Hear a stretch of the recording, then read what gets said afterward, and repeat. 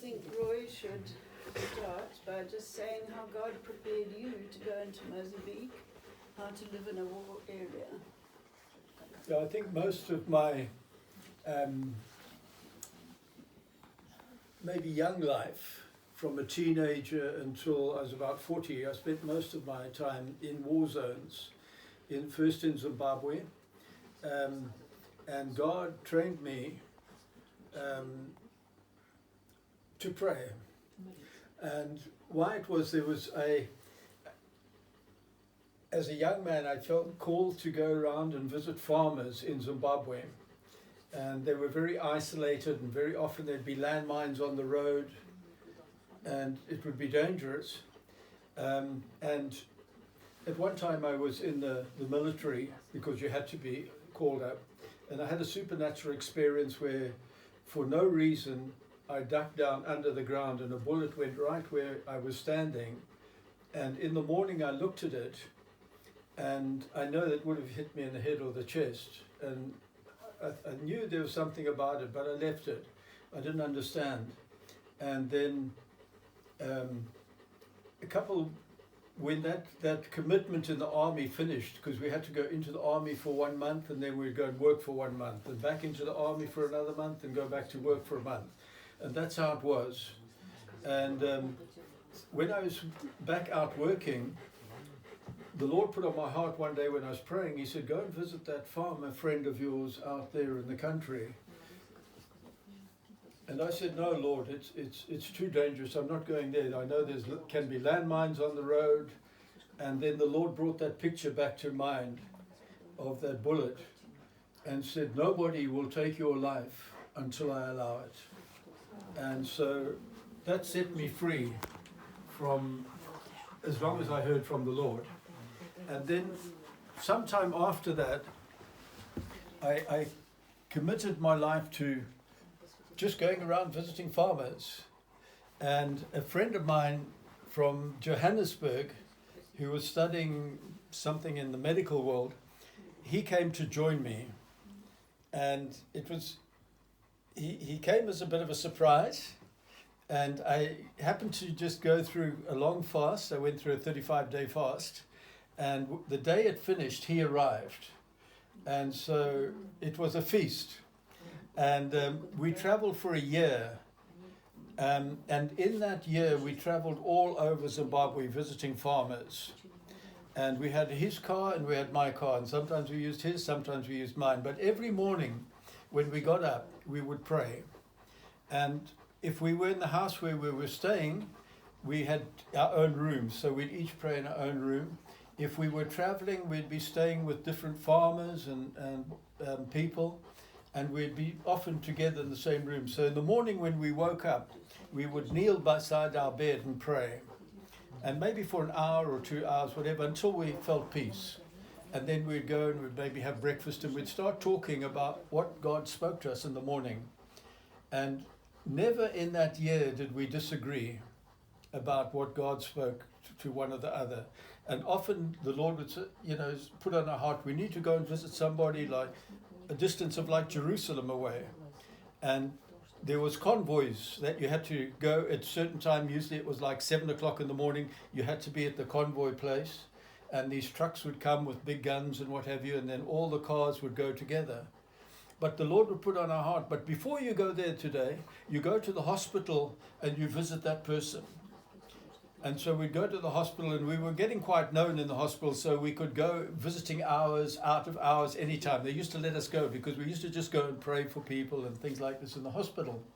And so the trouble is, if we went to the hospital first, by the time we got there, the convoy had gone. And so it would be sometimes 150 kilometers driving by ourselves with nobody else on the road. And, it was, nobody walked on the road. Everybody had guns. And but we just went. And I remember the one time I could sense danger. And I started going faster because of the danger. And the Holy Spirit spoke to me and said, are you trusting in your speed? And so I de-accelerated and I went slowly. And I prayed faster. And I prayed. And we went through, and we did that for a year. But I learned, if I was by myself, I think I would have many times by 9 o'clock or 10 o'clock in the morning, I would have rationalized and said, well, maybe God didn't really mean that or something like that. Because there were two of us always in agreement, we never, doubted. We said, well, he's heard, and I've heard, so that's it. But I know by myself, you start thinking, is that really God? Is that God speaking? And, it wasn't a voice, it was just, you sort of know. You must do this today, and you must do that. And it was just deep down inside. And that's how God taught me to pray, because I learned to trust my heart. Because I think so often we doubt our heart and we trust our understanding. Whereas Proverbs says, don't lean on your own understanding, but trust the Lord. And so that was, we did that for a year, and then we disagreed one day. I said, let's go here, and he said, no, we should go there. And that was the day before he left to go back to South Africa. That was the only time in a year that we ever disagreed, and we just knew the time was finished, for doing that. And so then after that, and even during that time, we had many amazing experiences. People said to us, you're the first car that's come here in 2 years. The only vehicles that travel on those roads are the army vehicles that have got special protection. So if there's a landmine, it's protected. We just drove in our small little cars and we went there. And, people would be shocked that we came. But that was the testimony. And, sometimes later I'd meet people, even in an army camp. We'd stop in an army camp and share with them about the gospel. And we met people later who said, we came to the Lord because of that testimony. Not because of what you said, but because what you were believing. They could feel our belief in God. They said there must be something more to this because of their belief. And I remember one time we went on a farm and there was a big veranda around the house, and the people came out to meet us. And the lady of the house said to us, when you came onto the veranda, it was like a wave of peace just hit them, and they could actually feel the wave of peace coming down their veranda. And we didn't know, we just, trying to be obedient to the Lord, you don't know what's going on. And but God worked through that. And then when Trish and I got married, then we went to Mozambique and we were in war again. And I started off going into Mozambique because of an old man. He went in first. I was just thinking today about him. I thought if he stayed alive, he would have been 124 years old this year. Because he was born at the beginning of the last century, 1900. He was born. So when we started going in, it was 1981. He was already 81 years old. And I was just 29, I think. And we started visiting Mozambique. And he shared about the situation in Mozambique. He went by himself first, and there was no transport. He struggled. He came back after 1 month very sick. And he explained it was a very communist country at that stage. And there was civil war. And there was hardly any vehicles in the country for about 12 years, a bit more than 12 years, it had been completely closed, the borders, to any import, export, because it was radically Marxist, and people weren't even allowed to go out the country, people weren't allowed to come in, a bit like Korea is today, I think. But there was no development, and the shops ran dry, empty, and then there was no way to fill them up again because they didn't have the reserves so shops became completely empty. And so when this old man went into Mozambique by himself, he came back and he was just sharing in a church, and I felt God say to me, next time he goes in, you offer to drive him. So I did. I said, Brother G, when you want to go next time, tell me, and I'll apply for a visa, and I'll see if I get it, I'll drive you. And I went for 1 month with him into Mozambique, and I just saw the situation, and I thought, no, I've got to help here. God put it on my heart. The people were starving, and there were no clothes. There was nothing. There were no markets. Now you can buy vegetables on the side of the road. People grow things, they sell them. Then there was nothing. You weren't allowed to do that. Everything belonged to the government. When you had maize, they would come and say, how many bags of maize have you got? I got 10 bags this year. Okay, well, you've got so many in your family, you only need 4 bags. The other 6 belong to the government, and they take your bags. So the next year, they think, well, we're not going to plant for 10 bags. We're only going to plant for 4 bags because we're just going to plant for enough for ourselves. And then there's a drought and there's no surplus. Everybody's hungry. And so that's the situation the country got into. So I started helping and going in and out with food and what have you. And I had favor. The first time I went in with Brother G, he was an old man, virtually blind.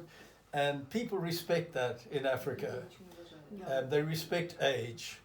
And we went to go and visit the Minister of Religion. And old Brother G took something out and gave him a little gift, just a pen or something like that. And somehow we connected. And it was very communist and they were anti the gospel.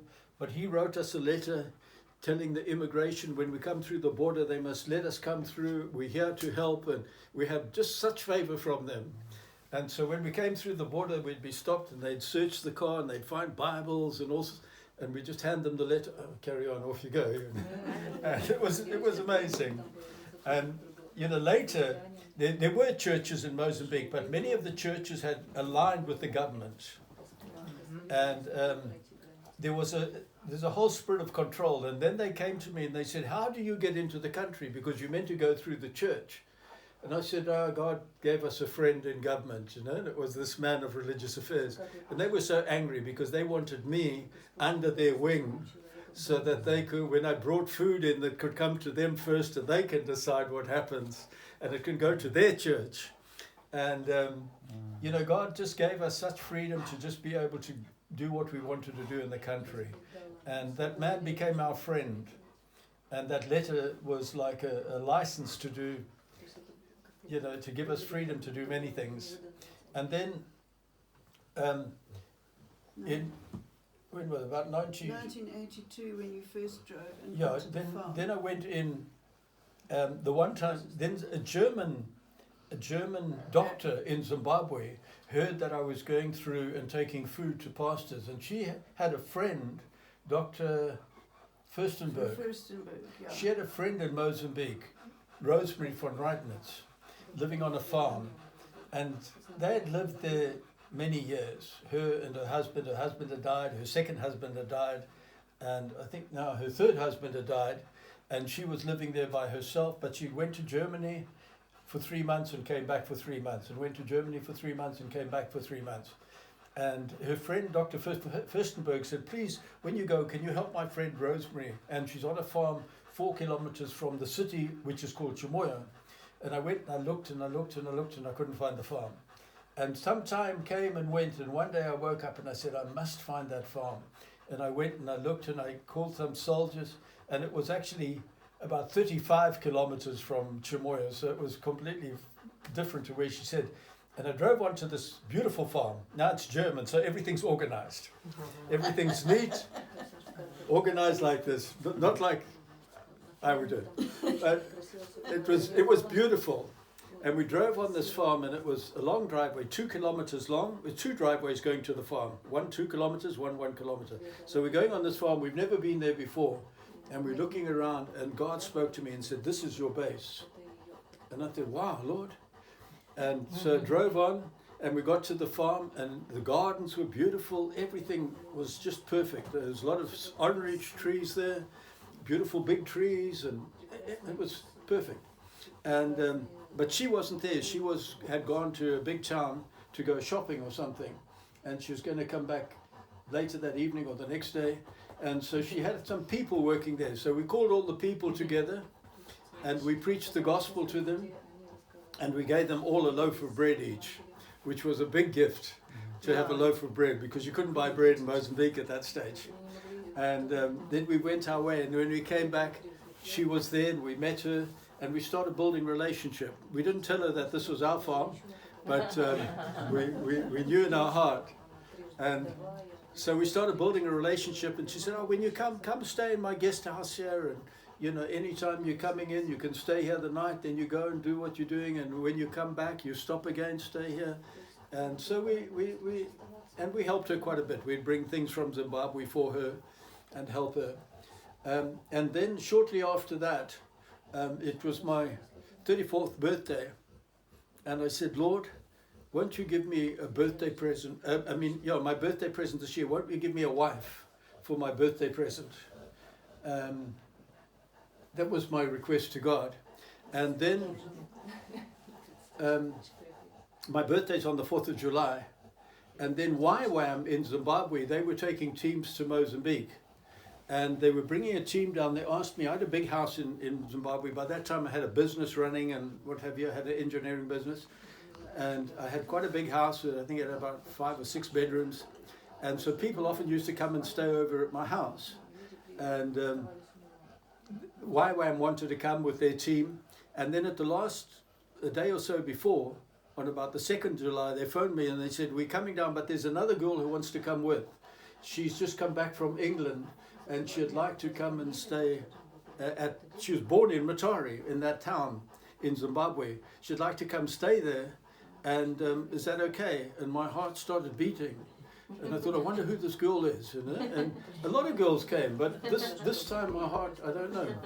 And so the next day, in the afternoon, I come back from work, and the YWAM team come, and this girl walks through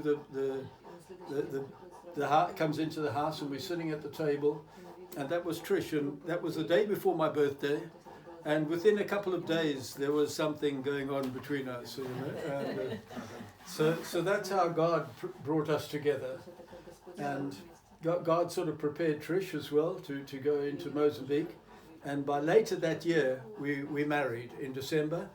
We married in December the 14th. And then at the end of the year, about Christmas Day, I think, the 25th. It was Christmas Day. We went into Mozambique and we stayed on this farm for the night. And then the next day we went to the city of Beira, and we had an apartment there that was lent to us by some missionary, What were they? Portuguese. the Portuguese Goanese. Goanese family, which is sort of Indian Portuguese together. And they had this beautiful apartment there, and they'd left it to the Baptist church on condition I could use it if I was there. So I had this beautiful flat. And when we arrived in Beira, I picked Trish up and I carried her across as my new bride into this new apartment, and I presented it to her. Right, yeah. Now, you know, that apartment had now not been occupied by the Portuguese, the Goanese family. So others had come in, and the apartment was very damaged, also because there was no electricity at the time. And when I walked into the kitchen, the first thing I saw was a huge rat running along the top of the kitchen sink. And then I opened the fridge door, the refrigerator door, and it divided into these separate layers. You know, that was an old fridge, and out rushed this avalanche of cockroaches. And then the smell of all the sewage had broken down, and everything was very smelly and very dirty, and the floor was very dirty. The floor was brown. And I was not ready for this, you know. And I went into the bedroom, and there was one bedroom. But it was not just the flat that smelled, it was the whole town. The whole town. Before you even came to it, there was a sign saying, "Welcome to Beira," and there was a crashed minibus sort of crushed beneath the sign.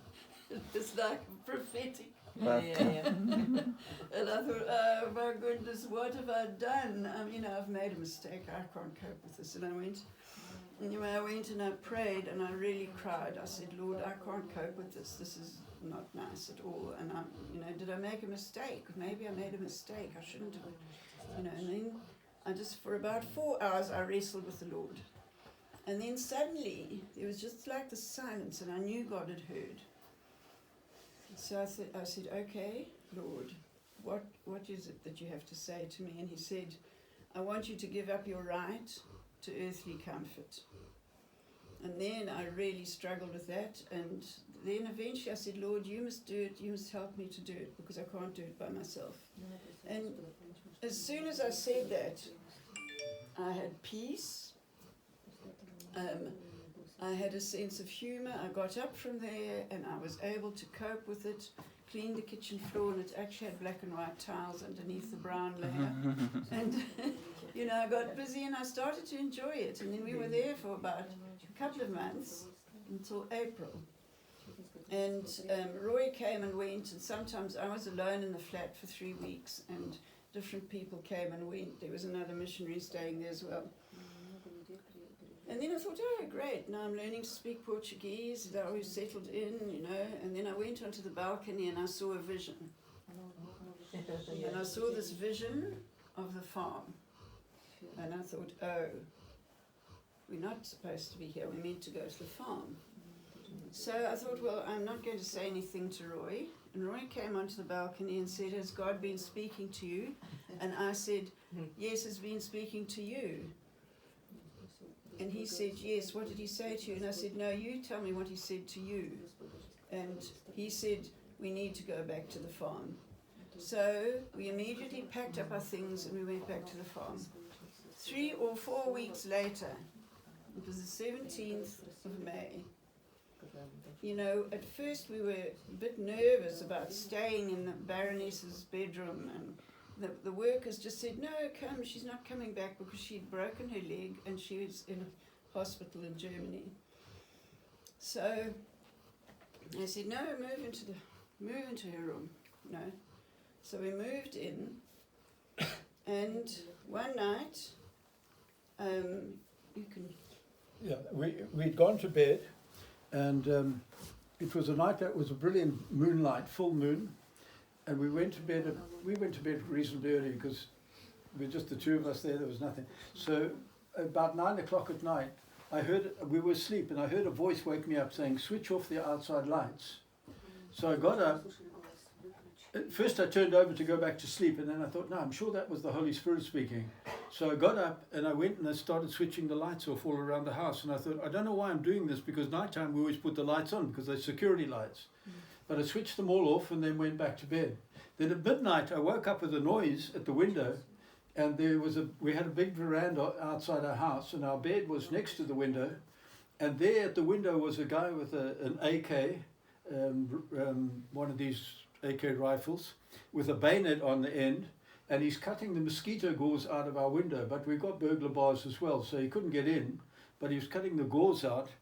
And along the house they were breaking windows at the same time and started to pull the curtains from outside, pulling them out, taking them out, and they wanted all our curtains. And this guy was so close to us, I could have taken a hold of his gun. That's how close he was, because I could see him because of the moon, but he couldn't see us because it was dark inside. But the thing is that outside our bedroom, this side, was a door. A glass door. Well, no, there was a normal door to the next room. Just open. And then outside, next room after that room, there was a glass door. With a light outside. And if that light was on, we would have been silhouetted. But because we had switched the lights off, he couldn't see. He could hear us, but he couldn't see us. And so we got off the bed and we went to that door and we opened it, and we looked out, and there was a group of soldiers not far away, about 10 meters away, 15 meters away. And so we just ran, and we managed to get behind another building, and then we ran into the forest. And we just hid in this forest through the night. It was about midnight when it started, so until about 4 in the morning. And we just heard them banging and crashing and smashing things, and it was just so much noise. And when we went back in the morning, our house was stripped. All the curtains had gone. They'd broken about 100 window panes. All the cloth, every bit of cloth that we had was gone. We had Persian carpets. They'd cut it with the machete. Baroness left. We found out about it later. They'd cut these carpets up. They'd emptied the drawers into the carpet, folded the carpet, put it in their head, and walked out. Wow. And 100 soldiers came to our house that night, and they took everything. When we came in the morning, it was just the hard furniture. Our lounge suite, they cut it, took the material off. Pulled all the stuffing out. Our mattresses, they cut the mattresses, took the material off. So it was just stuffing everywhere. Broken glass everywhere. And we found out later they were desperate for clothes. They had no clothes, so they wanted material. Some of their people were wearing bark from trees. We've got a type of tree there. You take the bark off, then you take the inside bark, and you can weave it and make a material out of it. And that's all they had, some of them. And anyway, because it was a civil war going on, it was a group, the Portuguese had gone, and the group who take over were backed by the communists, and so it became a very Marxist government. And then some of the group had broken away, and they were fighting against the Marxists. They said, we fought initially for freedom from colonialism, and now we've got Russian colonialism. And they were fighting against that. And so that night, we came back in the morning, and our wedding presents, everything had gone. Everything. But prior to that short time that we were at the farm, from when we'd come up, we used to go and visit churches, and we would go and speak on Sundays at different churches and just try and encourage the churches. And they were just little bush churches, 50, 40 people, 30 people in these little grass shacks. And that's where we used to go around preaching. And we'd encourage the pastors, come up to our house during the week and come and fellowship with us and have some meal with us, or tea or something like this. But because our house was very colonial, it had a spirit there. Mm-hmm. And we had the staff that used to work there for the Baroness, Rosemary. And they were trained in a certain way to do things. And, you had to be a certain caliber person to come inside. Most people were just kept outside. And you didn't even come onto the area around the house if you weren't. Yeah, it was very controlled. Invited. And the people, even though she wasn't there, we hadn't bought the farm. We didn't feel we had authority to make any major changes. We knew God was going to give us the farm, but we didn't have money to buy it. So we were just waiting on God for this. And then the pastors would come and visit us, and they'd sit down for a cup of tea, and we had a couple of servants in the house who used to serve, so they would make the tea and bring it, but they didn't like it. They didn't like what we were doing. They didn't like poor people coming into this house, and to them this was. And so sometimes when they'd give them the tea, the way they'd give it like this or something. And there was a whole atmosphere in the house. And these pastors were so constricted, and we didn't know what to do about it. And we prayed and we said, Lord, we know you brought us here, but how do we deal with this? We don't know, we don't feel free to just change everything around, or we don't even know how to change anything around. And then the next day, people heard what had happened. And the whole church would come and visit us, 20, 30 people, and they'd come and they'd just walk into our house, and they walk through. I think, look at these people, they're just walking through my house like this. And they didn't have that fear anymore. And then they'd come and join hands with us, and we'd pray together, maybe kneel and pray, and they would sing, and they'd leave, and another group came. And then the Lord just gave us the word, I've cleaned up the house. And we realized that he had moved that spirit out, and it was clean now, ready for what he wanted to do. And it was never beautiful like that again. We refurnished it and things, but not like that used to be. We had lion skins there, all the doorstops were leopard skin covered bricks or something like that. It was real, that way out of Africa type thing. And so then then after that, we struggled with fear. At night time, we'd go to sleep, and you go to sleep normally, everything's okay, and you wake up about 2 hours later, and your heart is beating. And we so struggled often we couldn't go to sleep again. I would go to the toilet about 10 times in the night because of the fear. And I'd go and look out the window and see, and you couldn't see anything. And it was so quiet. And when it was quiet, it was worse. When you could hear a fight taking place over in a village over there or something like this, you knew, well, they're not coming here tonight, they're over there. But when it was quiet, you didn't know. And so then we decided, no, we're going to sleep in the bush at night, because we felt we were trapped in the house. So at night, after dark, we'd take a blanket and a grass mat and go into the bush and sleep in the bush rather.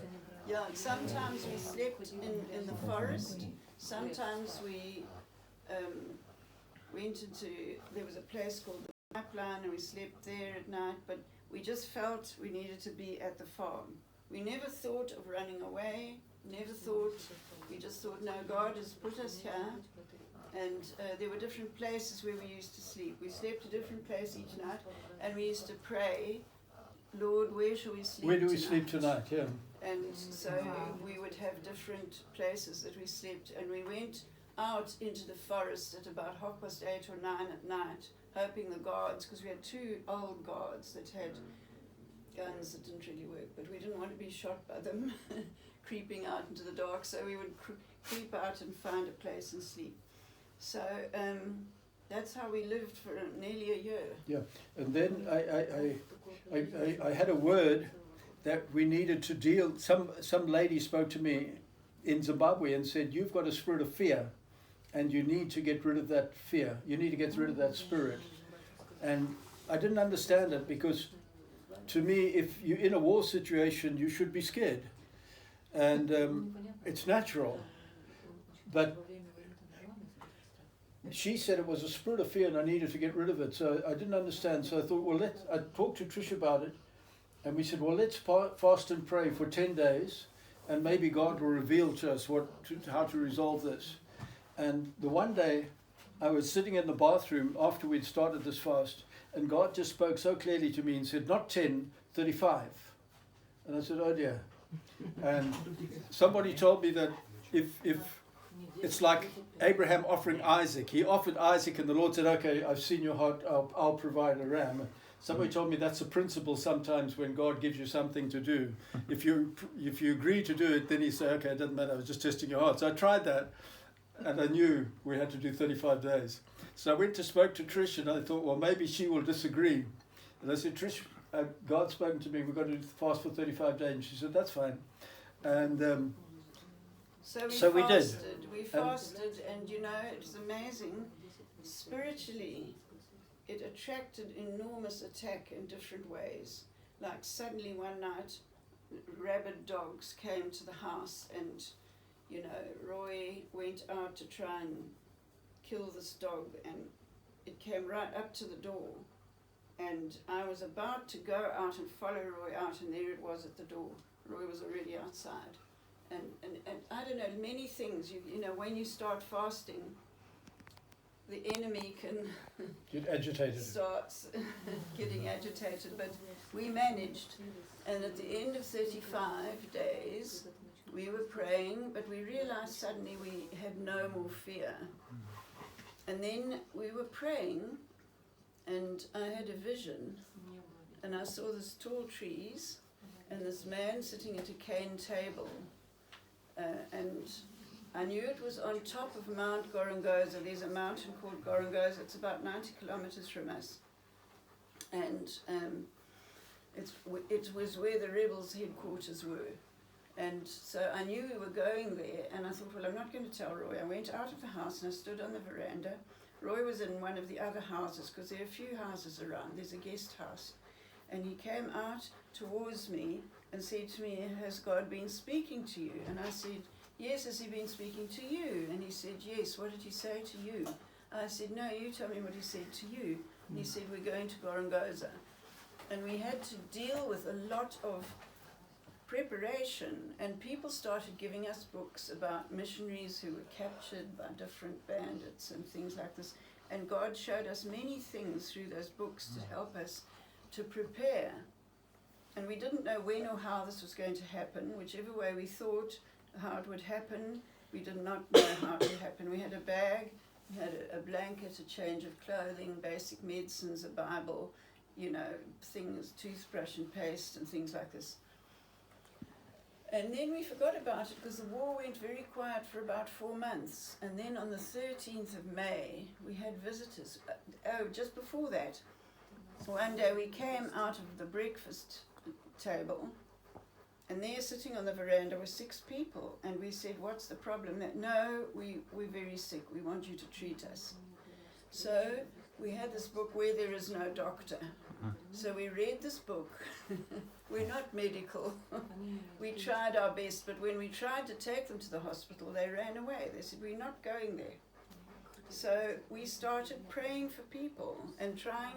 We had basic medicines, you know, paracetamol and what's that thing that fizzes up that you put on wounds? I forget the name. Anyway, we had various things. Glycerine, Examol. And we had glycerine and ecthamol. And people started flocking. Sometimes up to 150 people would come, and all of them wanted prayer. And then we prayed that God would send nurses because we couldn't cope with the number of people, but they wanted prayer. So anyway, with this situation, a nurse from Zimbabwe, she was 58 at the time, and she was in a Christian commune, like a Christian community called Shiloh Shalom, very wonderful. They were very linked with the End Time Handmaidens, with Gwen Shaw. And they came, and we sort of forged a bond between us, and they came and stayed with us. They sent her to come with us. And then there was an American nurse called Kendra, and the couple that had an 18-month-old baby that from that community decided to visit us. Now this was May, which is a fairly good time of year to visit Mozambique. So they came, and they came for 3 days, and we had this beautiful evening together, walking along the park. You know, the forest was on one side. We'd planted a whole field of sunflowers on the other side in the evening, and it was a very beautiful evening. Walked along, came back home, and we went to bed. A lot of other things happened, but I won't go into them now. So then, in the middle of the night, Roy woke me up and said, Trish, they're here. And I said, who? And he said, the Matsangaisi, that's what they called. The locals called this rebel army, and they moved around at night, secretly, and you could feel this atmosphere of fear just creeping over the land. And they came very quietly and went very quietly, you know. And they would use all sorts of scare tactics. They would tell people exactly the day they were coming, what they were going to do there, and everyone would start panicking, and some of the government troops and they would do it, start shooting each other and everything, you know. It would build such fear. Anyway, that night they came, and we were in a guest house, and I looked out of the window and I saw these soldiers marching up, and they had feathers hanging off their hats. They all had bayonets, and they went to the main house and they were smashing windows again. Joni just put in new curtains, and we were concerned because we gave our bedroom to the visitors, and the main house, all the visitors were in the main house, and we were in a guest house. And so I said to Roy, we just need to put on we bought a pair of overalls, sort of olive green, so that, you know, we would be camouflaged, because we thought if other troops are searching for us, they could, you know, if we didn't want to be caught in crossfire. So we had this bag with us, and looked through between the window and the curtain, the edge of the window and the curtain, to see what was going on at the main house. They were all surrounding the main house, and this gun butt just hit the window and sprayed glass over me. And so we said, let's go outside. We can't let them find us here huddling, frightened. We have to go outside. So we went outside, opened the door, we asked the blood of Jesus to cover us. We stepped outside, and immediately about 8 of them came around, and they all had their bayonets pointing towards us, and they said, give us your bag, drop your bag. So we dropped it on the ground, and immediately they just snatched everything out of the bag, so we had nothing.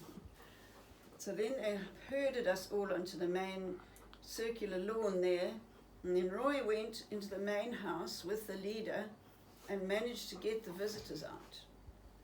And we were all there on the circle. And then a group of them gathered in a line with their guns, and they were holding them, pointing at us.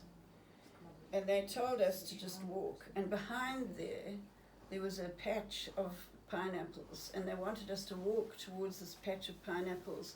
And anyway, you know, you say what happened. Yeah. Well, I mean, it was obvious that their plan was to shoot us. And because we were on the circle there, it was downhill to the pineapples.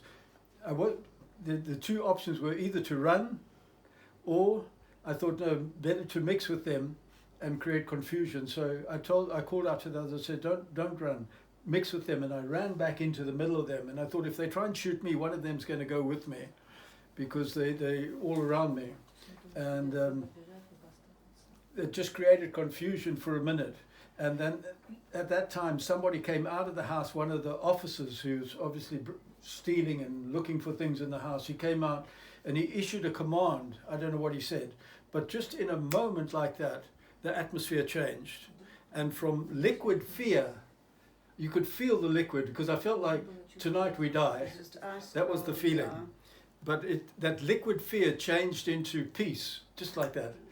And you know, later we found out that night in Zimbabwe, there was a family praying for the couple that were with us. The couple came with a baby just for 3 days. They were praying for them that were their friends. And they got up in late at night, about midnight or something, to pray. And at 2 o'clock or so in the morning, they got the peace and they went back to bed. And that was the night that was the time sort of thing that this all happened. And then the soldier came up and he put his arm around and said, "Don't worry, we're going to look after you." And they walked us out. And a group walked out, the rest just stayed collecting all our things. Blowing up our truck. And as we walked up onto the main road, onto the tar road, it was bright moonlight night again. And there were other armies around. There was Zimbabwe army was around. Everybody was looking for these rebels. And we knew that it was dangerous. And so the father with the little baby, the baby was only 18 months old, very pale, very white skin, very tender tender-skinned little girl. And so he put her on his shoulders, because we thought, if there's an ambush here, you know, we want people to realize that, you know, there's something going on here, that we're not soldiers or something like that. So he put the little girl up, and as we were walking down the road, I heard a big explosion. And I just knew that we had just bought a 4-ton truck, a brand new 4-ton Toyota truck, to carry food across, to bring food into the country, to help the churches and things like that. And they put a bomb inside our truck on top of the engine, and had blown it up. And then there was a second explosion, which was our friend's car, and they blew that to pieces. And as we were walking down that road and I heard that, it just went through me. And I felt like I was naked before God. And I thought, Lord, I've got nothing left. Everything's gone. I haven't got the authority to decide if I want to walk, if I want to sit. Everything's gone from me. Somebody else is now behind me with an AK. He's saying, go, go, go. And I've lost everything. I've lost my control over everything. And I got excited, because I thought, Lord, all I've got is you. That's a wonderful place to be. And I'm going to trust you to see me through.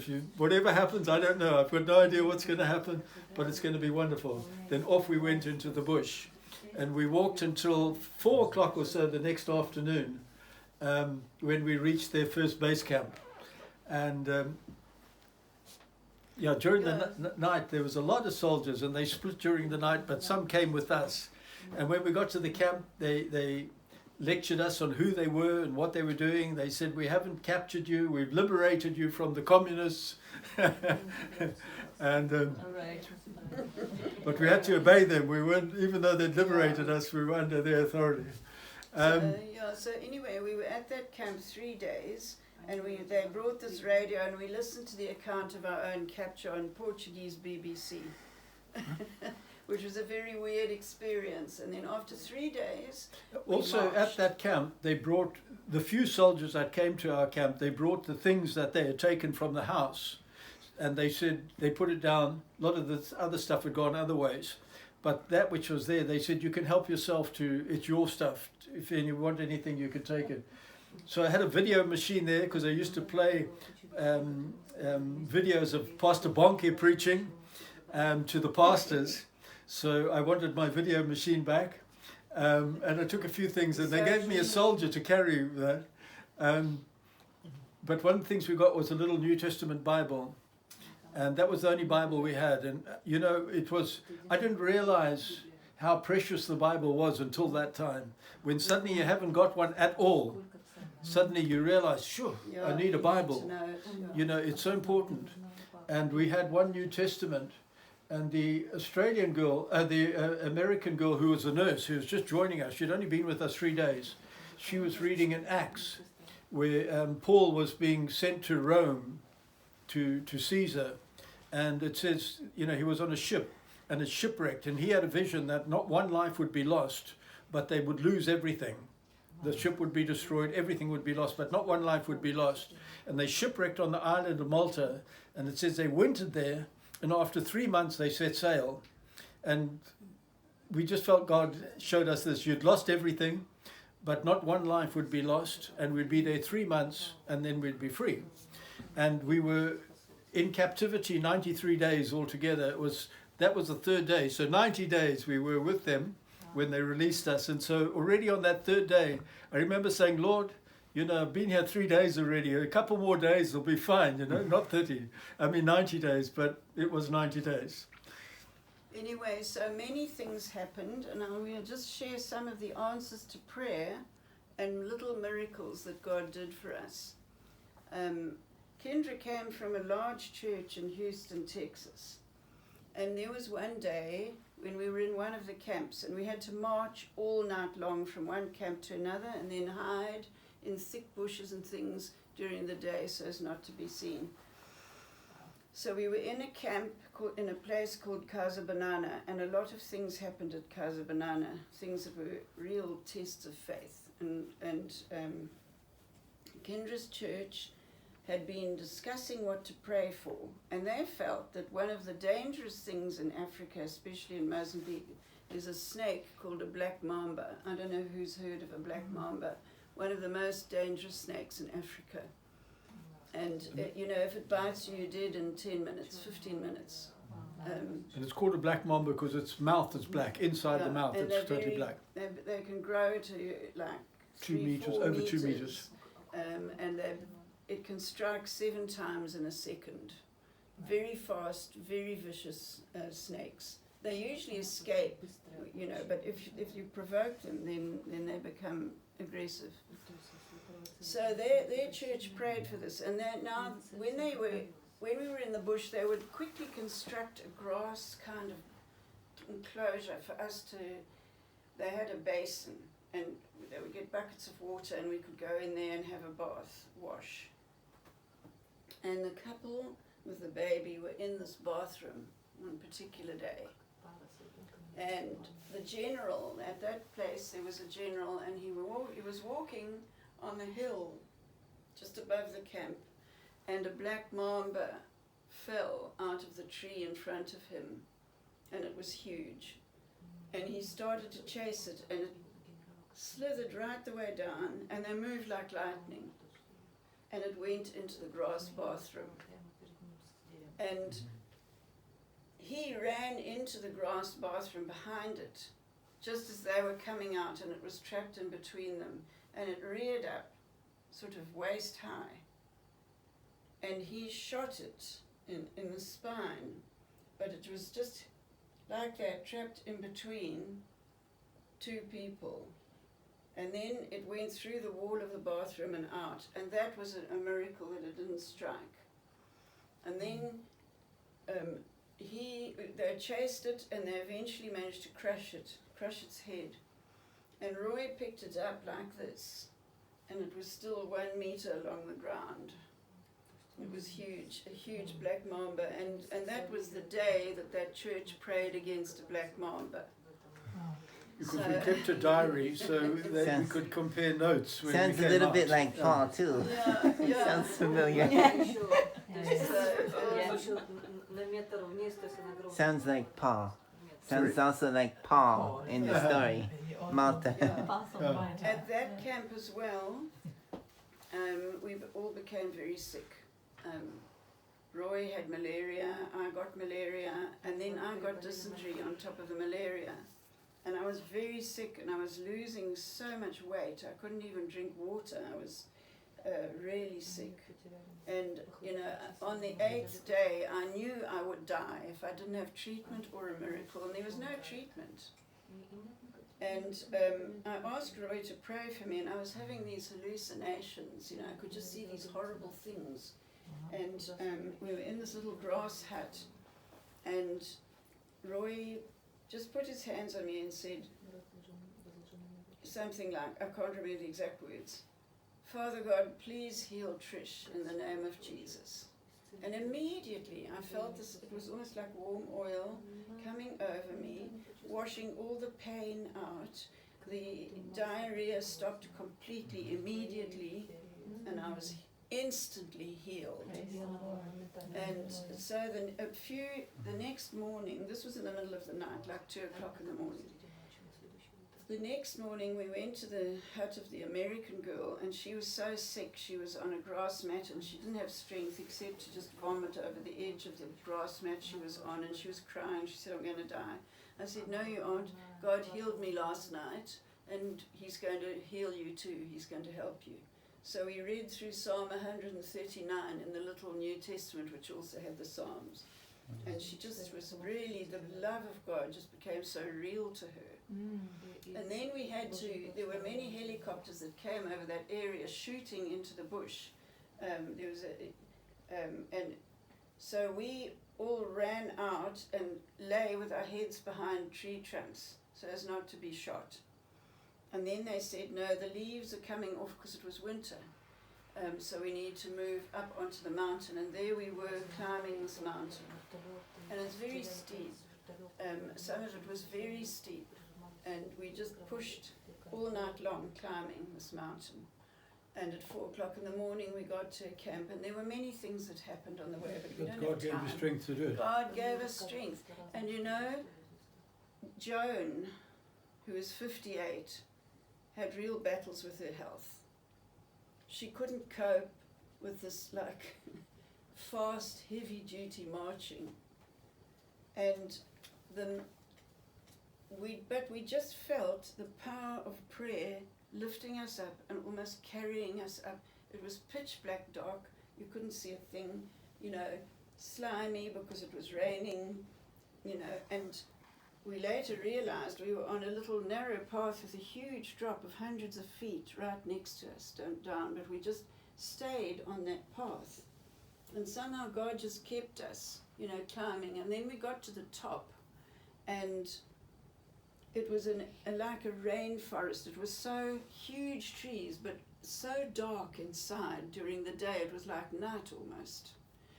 And there was a little patch of opening near there where we used to go and warm up in the sun for a little bit, because it was the middle of winter and it was very cold up there, very cold. So we were there 5 weeks. Many things happened. And then at the end of the 5 weeks, the 5th in command of that group arrived to interrogate us. And there were the tall trees and the cane table, and there he was sitting. It happened exactly as you saw in the vision. And he asked us what we were doing in Mozambique. You can say something. Yeah. How are we doing with time? We're over the time. Over. 53 minutes. Okay. 10 minutes. So anyway, we had many experiences. They talked with the rebel leader talked with us, and we explained, look, we're here to help people, and they wanted us to stay with them and work with them, but we couldn't. And so eventually we came to an agreement that they were going to release us. We had an American with us, which was a great help, because the Americans go all out for their people. So they had people trying to negotiate. They had a lawyer to come and help to try and negotiate with the Renamo, and the Renamo the rebels enjoyed this because it gave them publicity. It made them feel important, and eventually we were having a lot of trouble also on our little team. There were 7 of us. 1 was a baby, so she was out of it. But the others, we battled with relationships With each other. because we were so different. We were joyful because we knew we were in the will of God. God told us this was going to happen. So we knew His will, and we just accepted it and said, Lord, whatever you've got in mind is fine. The couple from Zimbabwe, they came to visit us for 3 days, and this was a major disruption to their life. And they were angry. They left three You know, they thought, these people have messed up our life, and we want to go home. So there's always a clash. And our food was a challenge. Yes. You know, the food was rotten a lot of the time. You know, there's no salt. Salt was a big problem. So they would they'd shoot an elephant or something, and then they would cut the meat up and smoke it. And then they tie it up in bundles and carry the meat on their heads until it came. Usually the intestines. And then up in the mountain, it got wet with rain, and so the maggots get in, and all sorts of things. And sometimes, I remember one night we couldn't sleep because the meat was in the next hut, and the smell was so strong we couldn't sleep at night. And you know, we tried to put a sheet up to try and block the smell from coming into our bedrooms, our house. And we used to joke about the noodles and what have you that we had for supper, which was all the worms and everything else. But we used to pray, and we'd say, Lord, please bless this food. And sometimes it would be one little chicken for the 7 of us, you know, and you get a little bit of like your finger, that was it. And we were hungry for 3 months. And the one time I remember we were complaining about the food, and we just felt the Holy Spirit check us and say, but you said grace. Now, do you say grace or do you complain? But you don't do both. And because if you've asked the blessing of God on it, then be satisfied with that. So we had to just forget about complaining about the food and just eat what we had. But I remember one time the little baby was eating some food with its mom, and the husband said, how can you eat that? And she said, well, how can I not eat it? I'm just so hungry. And, the meat used to actually burn your mouth sometimes because it was like soap, because it was so rotten. But it was boiled, and they put hippopotamus fat in it, and that made it even worse, but that was how they cooked. And that's what we ate. But we also, we never got sick from the food. There were some days when all we had were boiled green bananas, for 3 days, and many other things. God just looked after us. Then eventually we were released into Malawi to the American ambassador, and from sleeping in the bush, we were sleeping in the American ambassador's house. It was too soft. We took the mattresses off and put them on the floor. We couldn't sleep on the bed. And we went to Zimbabwe. And then in Zimbabwe we were rearrested and taken for questioning in a prison because they thought we had information about the rebels. They wanted all the information out of us. And fortunately the American ambassador and the Australian ambassador came to the prison where they were holding us and got us out. And we were released, and we went back to Mozambique. And at that time that we were in captivity was the time when the government, before that, anybody in the rebel area who came out was considered an enemy and they could be shot. And even on our farm, there's a place there where many people were shot, innocent people coming out from the bush. But the government said, no, you belong to the rebels. You're one of the enemy. Yeah. Shoot them. And when we were in the bush, the government issued an amnesty that anybody could come out, and people started pouring out. And that was the beginning of our ministry, because all these people were coming out, some of them wearing our curtains, my tracksuit made into various things that they'd stolen from our house. They'd gone into the bush. Now they were coming back again, wrapped around these people. And Trish would say, oh, that was my tracksuit. You went back to your own place. Well, they were coming back to our area. Yes, we went. And then we were responsible for looking after a lot of these people. We were going to 3 camps a day, just feeding, trying to keep babies alive. We had big tents up, big army tents. We had 2 US Army tents. One was in town and one was at a refugee camp. And we had a team of nurses who were looking after these very, very sick people. And people were just, as they came out of the bush, they would become sick with measles. And measles is a devastating disease if you are very malnourished. And So we also took in, I remember one time, just to go to the kitchen to make a cup of coffee, you had to go through a room where there were 5 sick babies and 3 women, and then go through the lounge with about 15 babies, all very sick, just to get into the kitchen to make a cup of coffee. And it was there was zero privacy. And then we had 35 soldiers watching us, and they dug trenches all around the house, and they were in these trenches, and we weren't allowed to sleep on the farm at night. So somebody donated this big old 7-ton truck, which kept breaking down, but it was big enough, and we would load it with up to 200 people every day and drive into town at night. And they gave us a property in town where we just parked, and later we built little wooden shacks there. And then we got shipping containers from Australia and the UK, sending clothes in, and then we would put the children into these. Children started coming in, and so the team grew. Different people came, and people from Japan, China, Sweden.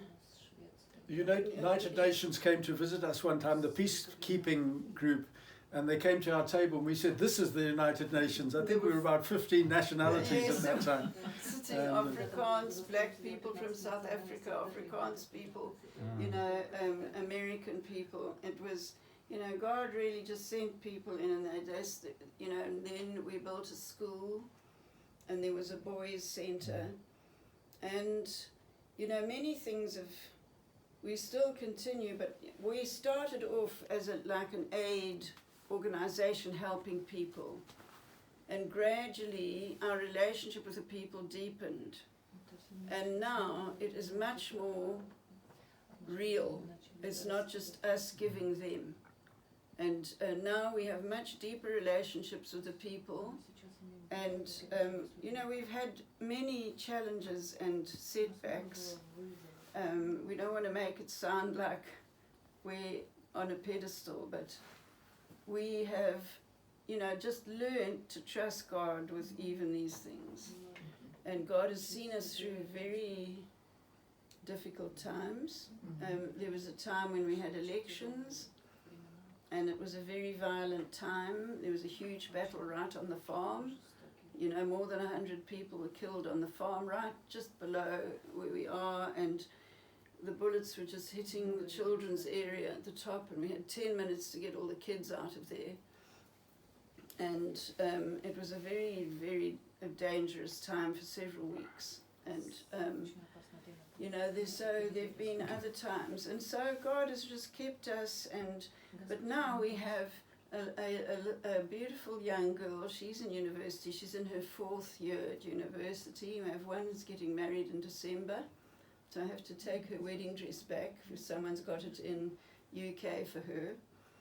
And others have grown up and they have their own families. They have even their own grandchildren, some of them. It's amazing. So, but the relationship, they all have, come and just shared their lives with us now. It's not so, we are not in a position now where we just, giving things to say. In fact, the children sometimes communicate amongst themselves on WhatsApp, and then they, at the end of the month, they all contribute something, and then they come with a car and they give us a load of food for the children that are there now. That's children that have moved on and things like that. And that it's not the food, but it's the relationship that's precious. And so we thank God for that. There are many precious relationships, and some of the children that were babies are now married. End of part 1. Yes. Okay. Just switch it off.